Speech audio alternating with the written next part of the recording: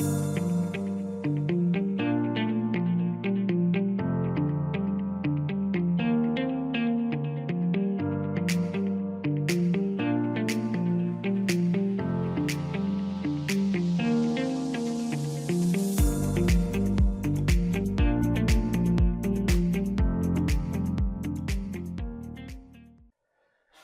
mesdames et messieurs et bienvenue dans ce nouvel épisode de Trésor rangé.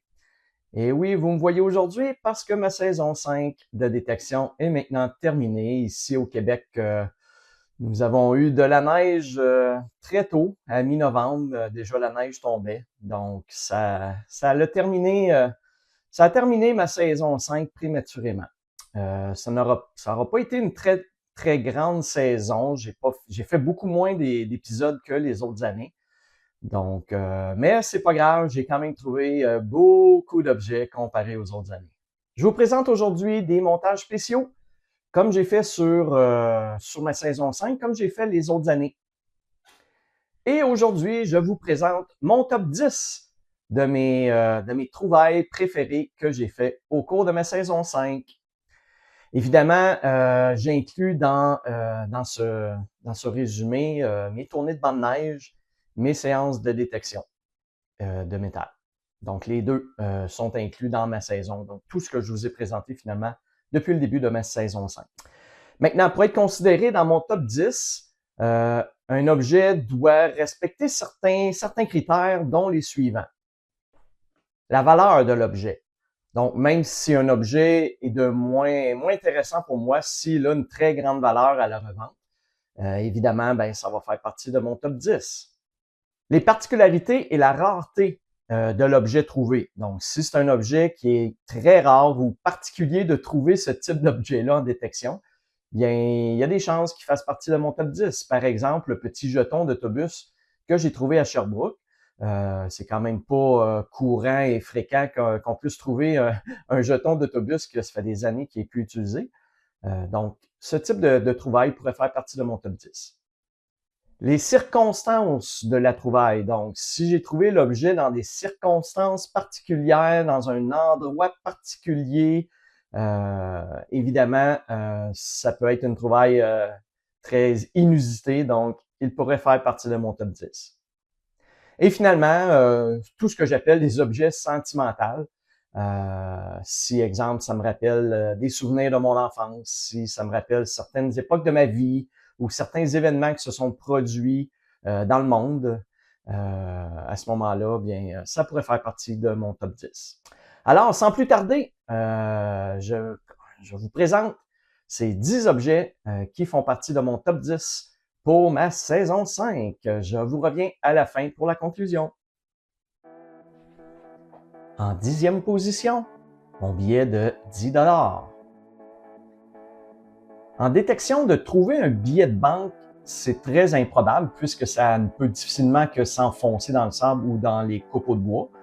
Alors, lorsque j'ai vu et que j'ai trouvé ce billet de 10 $, j'étais bien content. Donc, c'est ma première trouvaille de billets de banque en détection.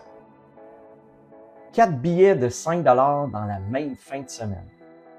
En 9e position, ce sont les billets de 5 $ trouvés autour de mes bancs de neige.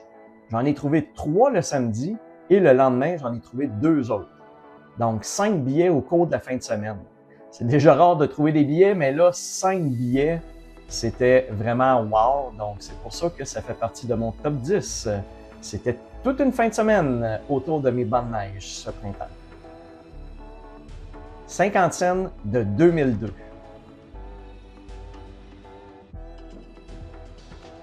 Ici, une pièce de monnaie très rare qui n'est même pas utilisée comme monnaie pour faire des achats dans les commerces. Cette pièce de 50 sous perdue est alors quelque chose de très rare. Ces pièces sont plutôt conservées comme pièces de collection, surtout qu'il s'agissait de la version 2002 qui commémorait le 50e anniversaire de la reine au trône. La pièce avait une petite tache de rouille, mais c'était quand même une très belle trouvaille et une trouvaille surtout très inusitée de trouver comme ça un 50 sous. Un jeton de 1 sou du Bas-Canada. Cette trouvaille est tout de même particulière qu'est-ce qu'une pièce de la sorte faisait sur le rebord du chemin, dans un stationnement de Rona? C'est quand même étonnant. C'est un jeton de 1 cent du Bas-Canada utilisé comme échange au niveau de la monnaie pour des biens, comme pour faire du troc, et qui remonte à 1837. Imaginez, 1837, le Canada n'était même pas un pays encore. Donc, très, très étonnant comme trouvaille. AirPods Pro de 2e génération. Je trouve quand même assez souvent des AirPods en faisant mes tournées de bande neige, mais cette version Pro 2 est une version qui est un petit peu plus dispendieuse que la version de base. Donc, elle était en parfaite condition. J'ai pas eu le temps encore de l'afficher puis de la vendre pour récupérer un certain montant, mais c'est quand même des AirPods qui valent au-dessus de 200 $. Donc, maintenant, à combien je vais pouvoir les revendre, c'est à suivre. Mais ça a été une très belle trouvaille. Récupération de consignes. Comme vous savez, avec mes tournées de bande neige au printemps, je récupère les différents matériaux recyclables que je trouve, comme des canettes, des bouteilles en vitre, puis toutes sortes d'autres objets dommageables pour l'environnement. Là, je pense entre autres aux batteries, aux vapoteuses, à des briquets qui ont de l'essence dedans, etc. Et oui, étonnamment, j'en récupère des centaines et des centaines par année. Donc, les gens lancent ça dans la nature, puis on s'en fout un petit peu, malheureusement. Vous verrez dans les prochains épisodes la quantité totale que j'ai trouvée.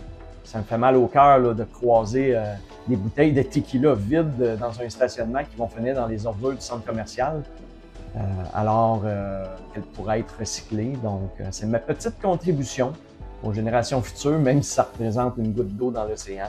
C'est pas grave, je fais un petit peu ma part. Par le fait même, certains de ces contenants sont consignés, ce qui veut dire que la personne a payé un 10 sous ou un 25 sous lors de l'achat initial, et ainsi on peut les retourner dans les centres de consigne-action du Québec pour récupérer ces montants.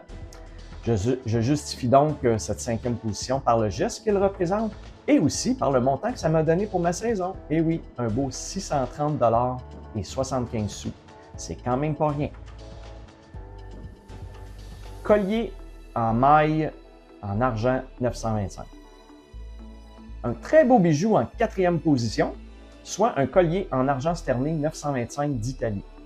Les colliers sont plutôt rares car ils sont facilement repérables lorsqu'ils sont perdus, donc on en trouve un peu moins enfouis dans le sable ou dans les copeaux de bois. Donc d'en trouver un très beau comme ça en argent sterling, ben c'était toute une belle trouvaille. Bague en or 10 carats avec petit diamant. J'ai trouvé cette année 6 bijoux en or. Et ici, en 3e position, je vous présente une bague en or 10 carats qui a une valeur approximative de 137 $ en date d'aujourd'hui. Donc, je vais voir lorsque je vais la revendre combien je vais pouvoir avoir. Mais c'est un très, très, très beau bijou trouvé.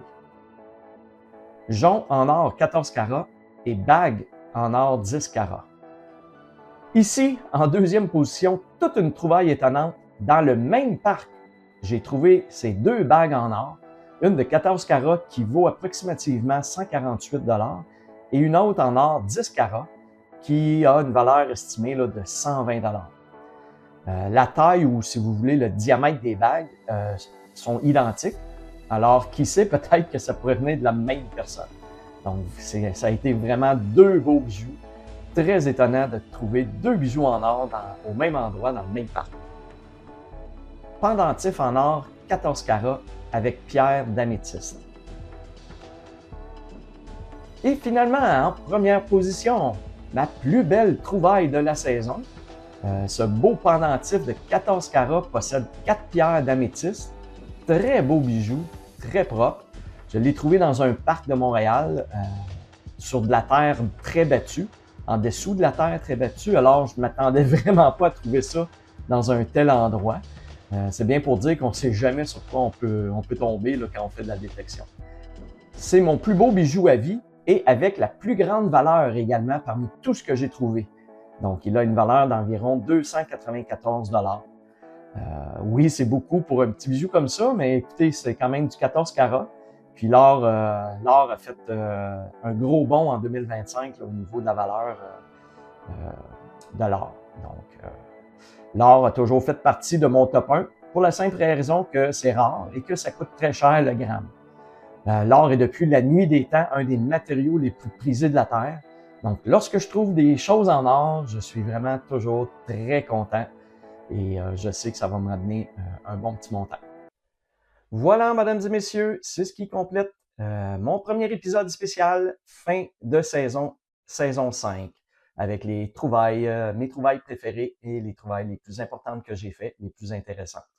La semaine prochaine, je vais vous présenter un épisode avec tous les objets que j'ai trouvés. Donc, évidemment, quand je vous filme, je ne vous filme que certains objets que je trouve. Quand je trouve des clous puis des languettes de canettes, des choses comme ça, je vous filme pas ces petites découvertes-là. Mais là, je vais faire un wrap-up. Je vais tout mettre ça ensemble et je vais vous présenter les différents types d'objets que je trouve dans une saison pour vous donner une bonne idée là, de ce que je peux trouver. Donc, faut pas penser que ce que vous voyez, c'est juste ça que je trouve. Je trouve beaucoup d'autres choses. Donc, la semaine prochaine, ce sera un épisode à ce sujet avec un résumé de tous les objets que je vous ai pas présentés pour vous montrer un petit peu qu'est-ce que je trouve. Donc, sur ce, j'espère que vous avez aimé l'épisode. N'hésitez pas à liker la vidéo et à vous abonner à ma chaîne si ce n'est pas déjà fait. Sur ce, bien, je vous dis à la prochaine!